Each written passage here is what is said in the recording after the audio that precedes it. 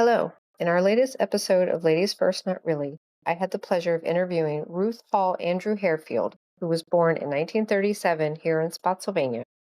This is a two-part series interview with Ruth and her daughter Donna. I hope you enjoy. My husband, we were married 49 years, and he was a local Spotsylvania. He grew up at the lake, and he grew up in Lake Anna, really. We had a good life.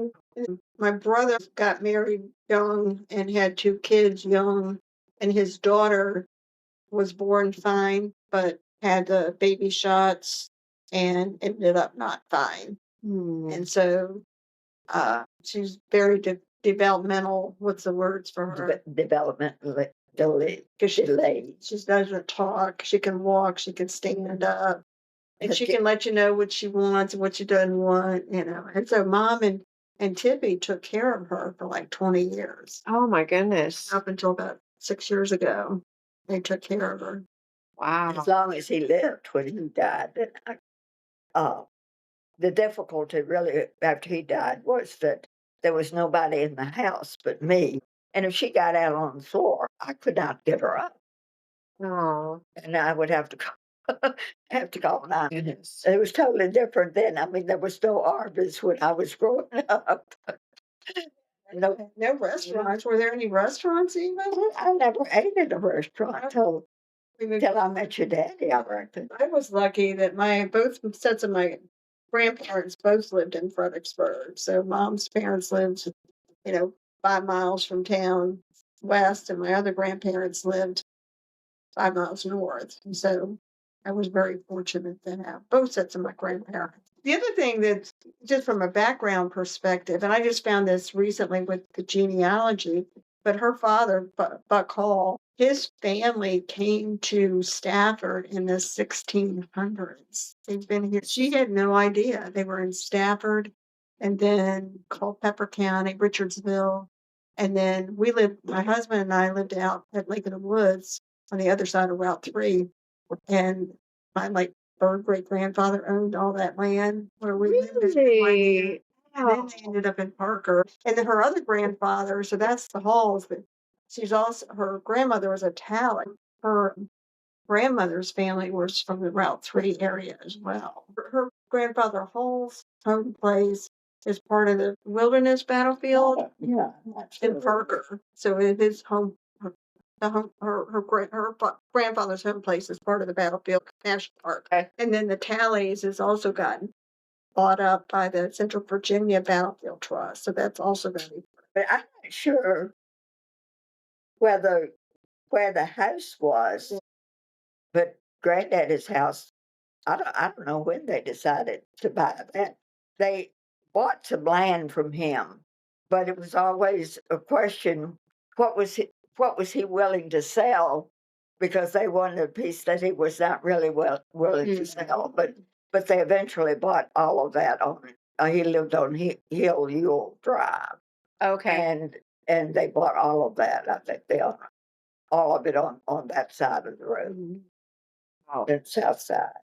Well, the people that, I don't know who bought the land, Granddaddy's farm at first, but then the people who bought it from them just a few years later, we knew. And they sold it, got a lifetime right to live on. So they really were living. Both sides of them were battlefield. They tore down the house because it was built after the war. Did they? I'm pretty sure they tore down the house. The other thing that might be interesting is what was medical care like? Like going to the doctor, going to the hospital, getting vaccines.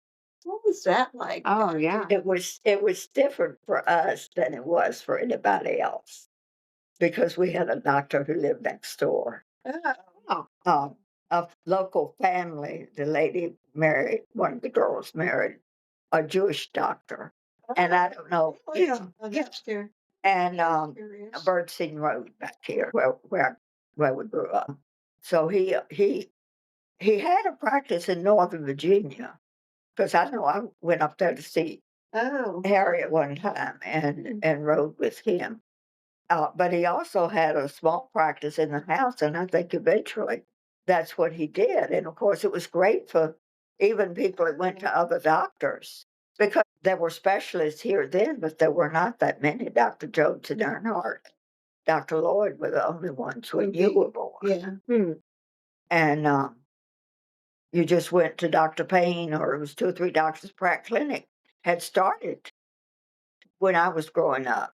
Wow. I didn't realize it was that far back. Yeah, yeah. It most of my life, I think it was there. I don't know what year, but I remember going to the doctor there when I was young. Do you, where was that clinic at? Is it on the canal? Where they had that nice building? They were in that building, but they were someplace else first. Almond Roffles lived in that building, I think, at one time.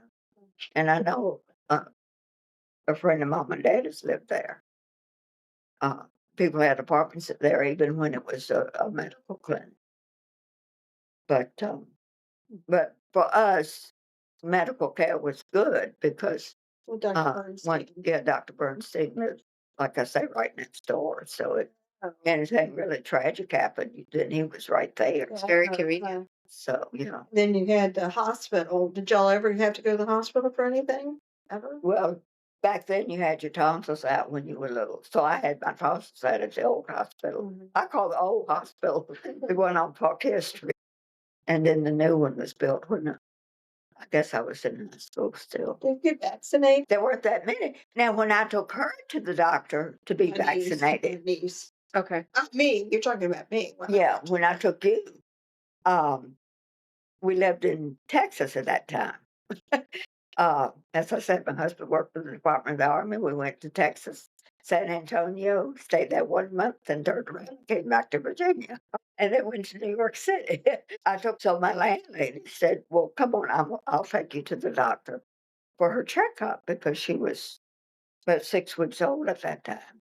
And I took her to the doctor and I wanted to give her shots. I don't give shots to babies. Oh, I don't. She looks fine and didn't even give her a checkup. She looks fine. She was a C-section baby, so, they don't go through the birth canal, so that makes a difference. And he said, she looks fine to me. Nice knowing you. Any epidemics like COVID? Did you have any? When I was a chancellor, and I could almost tell your name, but it's not coming. Redhead girl lived down the road from here. Had symptoms. I had scarlet fever. That was very bad. And of course, polio was rampant. I was rampant.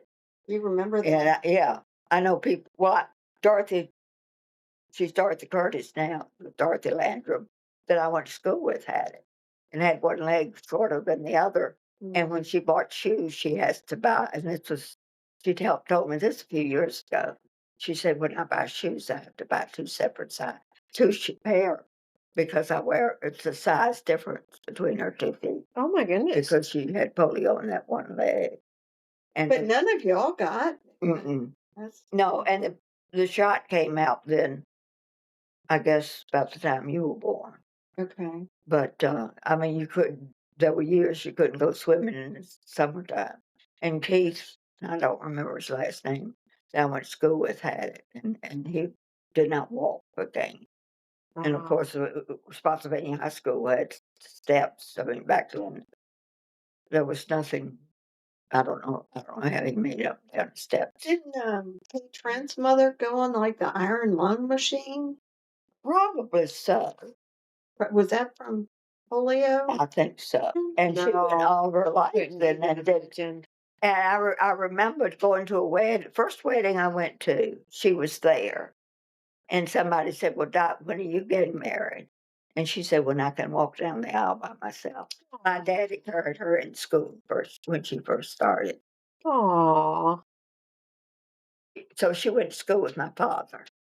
And she had a child In my class. in her class. Oh, wow. I don't remember what she died of, but she lived a long time.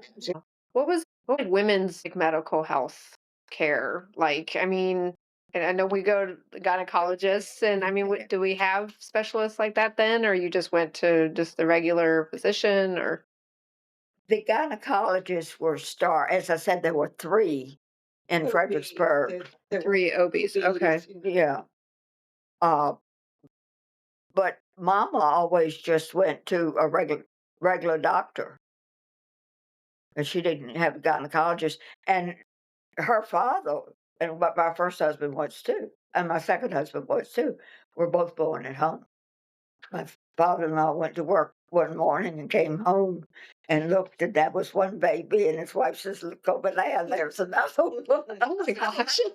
They tell the story. My dad's death certificate said his name is Gene Andrews, and his sister was Joan because they were so ugly when they were born. And as they got older, they decided they weren't so bad looking after all and changed their names to Louis Jr. Oh no, that's terrible. Gene. So she it's because you were so ugly when you were born, they named you Gene. Oh, so sad. Oh my goodness. Do you have like lab work? Like we go get labs every. Oh, no, Yeah. no. She That's was- all very new. If your daddy got sick today, Yeah, he'd still be he'd alive. still be alive. Right. Mm. I mean, there's no doubt in my mind that there was just He died of his first heart attack at the age of 37. First heart attack? Oh my goodness. But there 37. was so little knowledge. There weren't Yeah. cardiologists. Yeah, And when I came back here, I think there was one cardiologist in town. Yeah. And so back then, because we lived in a small town, I mean, it was Mosquito Lagoon. And there was no medical insurance, so you paid everything. Like when you had a baby, you paid out of pocket. No, you had insurance. There was insurance. I mean, I was not pregnant when I got married, but you were born early enough after the marriage that I don't think the insurance paid for. But they paid for Kathy. Oh, really? And then we didn't have medical insurance with Kenny. And I mean, he worked for Lockheed, I think, at the time. But I don't think we had medical. We didn't have insurance for a baby. Oh, okay. But they worked so much overtime, paid for it. I had medical insurance at work. At the plant. At the plant you did in I think 56? I did, but I think Okay. it was very particular about what they covered. It was different. It was such a different time that Well, that's what she's interested in, is what was different. Yeah. and it's hard to describe the differences, but it was difference in thought and everything. Yeah. I mean, I can remember a girl going to the hospital. Well, she must be pregnant. Oh, Doesn't matter if she was married. she must be.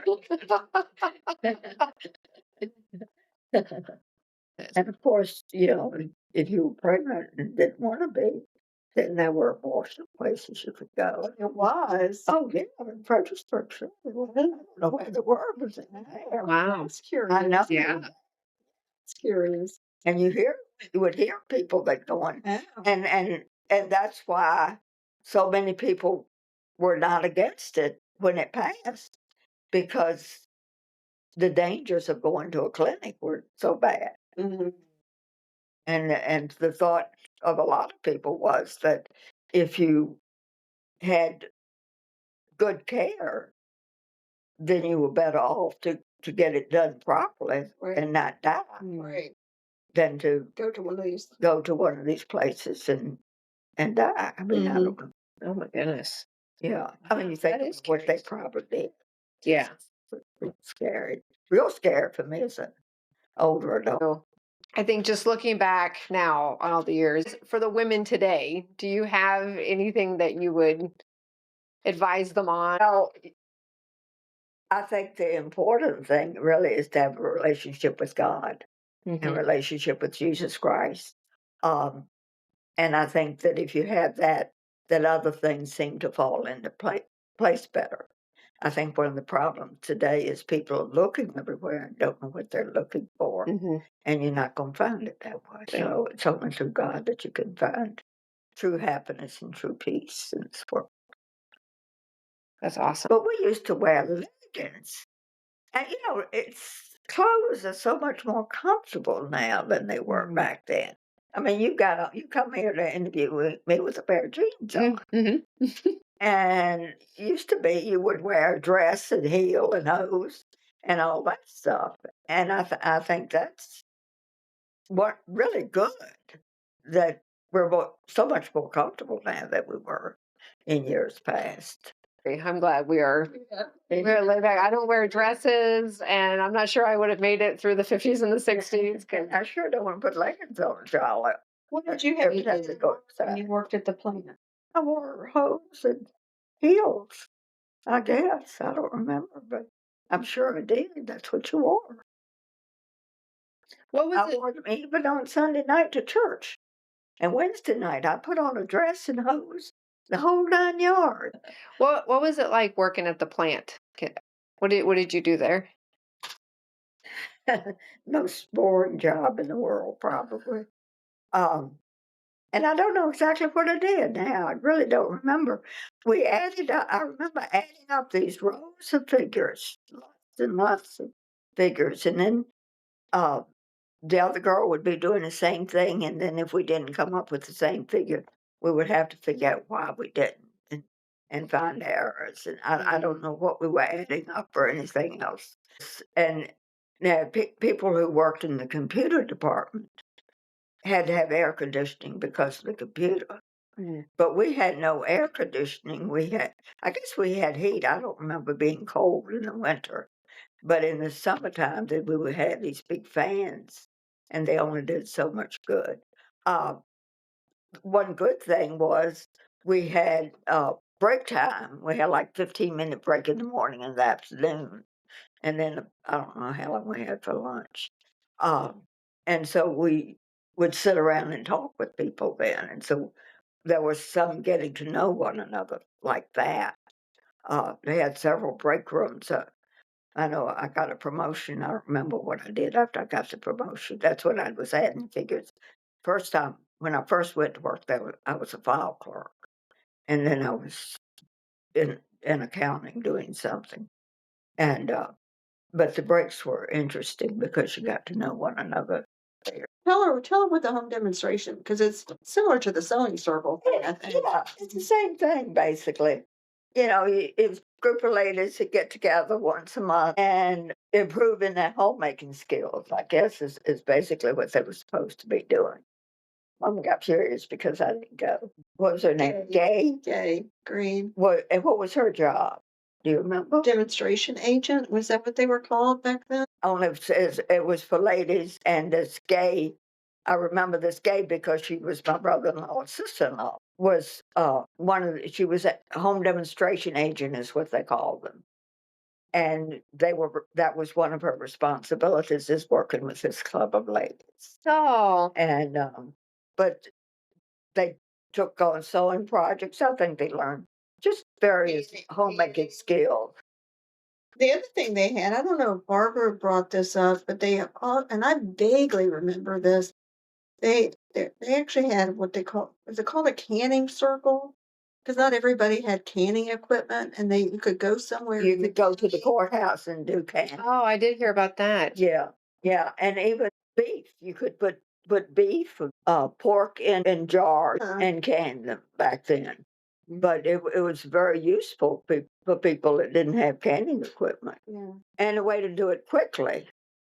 The whole summer growing up, that's what we did, was can, because Mama never let anything go to waste. Their basement was filled of canning jars of food, but they never went hungry. Did you ever go hungry? No, Never. no.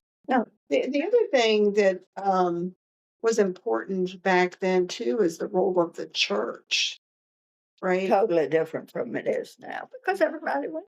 There was no social. Yeah, that was the social. Yeah, that was the social thing. So, I mean, you had your spring revival, fall revival. I guess we did here. I know we did in Florida. And You had Sunday school and training union. Bible school, yeah. Yeah. Remember Walsh's jewelry store? I can't remember what was there before that. Down near Penny's. That's where the ice cream shop is on Caroline Street. Anyway, my daughter worked there when I guess she was still in high school or right out of high school one. And she bought a bunch of jewelry, and then later on, she didn't have money to get Christmas gifts. So we got all this nice jewelry Oh, for nice. Christmas. Yeah. Well, I really appreciate you being willing to share your story with me. You're welcome. If you are looking to connect to your ancestry or own a historic property and have always wondered its history, or maybe you know the history and would like it to be highlighted on one of our podcasts, please visit us at dogwoodandironresearch.com.